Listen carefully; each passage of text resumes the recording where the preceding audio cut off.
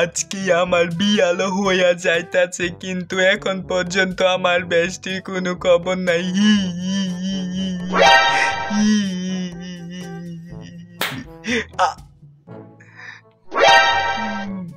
মা, তুমি আমারে কষায় থাপ্পড় মারলা কেন?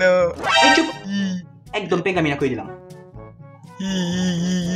1000 ছেলে পক্ষে তোরে দেখার পরে রিজেক্ট করে দিছে। এখন সারা দুনিয়া খুঁজা খুঁজা একটা রিক্সাওয়ালা ধরে আনছে। এখন সারাদিন কাইনা কাইনা মেকআপ গুলো তুইলা এখন এটা রিক্সা নিয়ে খেদাইবি না?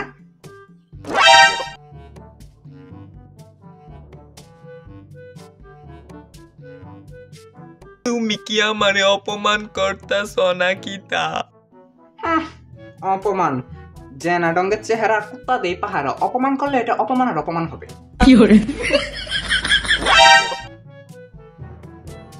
আরে শুন, পেঙ্গাবার হইলে মনে মনে পেঙ্গাইবি, মনে মনে তুই পেঙ্গাই মুইটা দে। আচ্ছা ঠিক আছে, আমি মনে মনেই কানমু। আমার মেয়েটাকে আমি ঠিকই জানতাম যে আমার বেষ্টি আমার আলো ছাপলাস দিব। বেষ্টি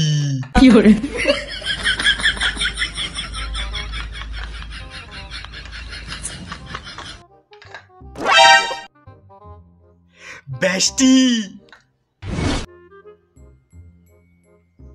আরে বেষ্টি, তুই তোর বান্দরের মতন মুখটা অফ করে রাখ, নাহলে তোর জামাই রিক্সা নিয়ে আবার দৌড় দিবে। ও তোর জামাই তোমার রিক্সাওয়ালা।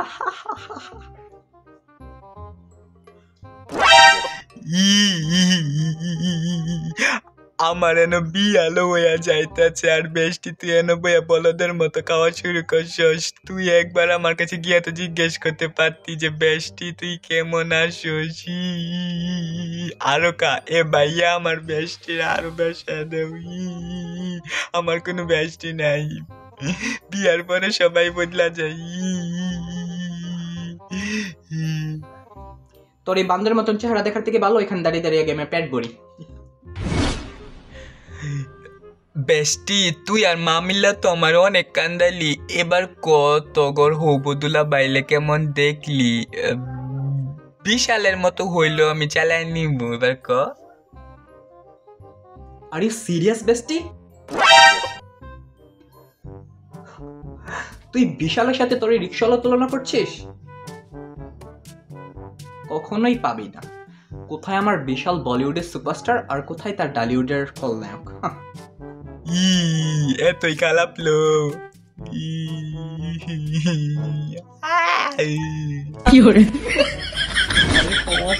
আমার মেয়েতে বাড়িতে সারাদিন সব কাজ করতো, এত ভালো ছিল। আমার মেয়ের জন্য পুলিশ, আর্মি, বড় বড় চাকরিওয়ালা সবার কাছ থেকে সম্বন্ধ আসছিল, কিন্তু আমি কাউকেই দিই নাই। আপনাদেরকে আমি আমার মেয়েটা দিলাম, ভালো করে দেখে শুনে রাখবেন। জায়গা মা, যা যা যা। এত বছর পর গিয়ে আপদটা বিদায় হয়েছে, আর যেন তোদেরকে বাড়ির আশেপাশে না দেখি। বিয়া করছিস এবার বউ তোর আর তোর জামাই তোর, তোদেরকে যেন বাড়ির আশেপাশে না দেখি।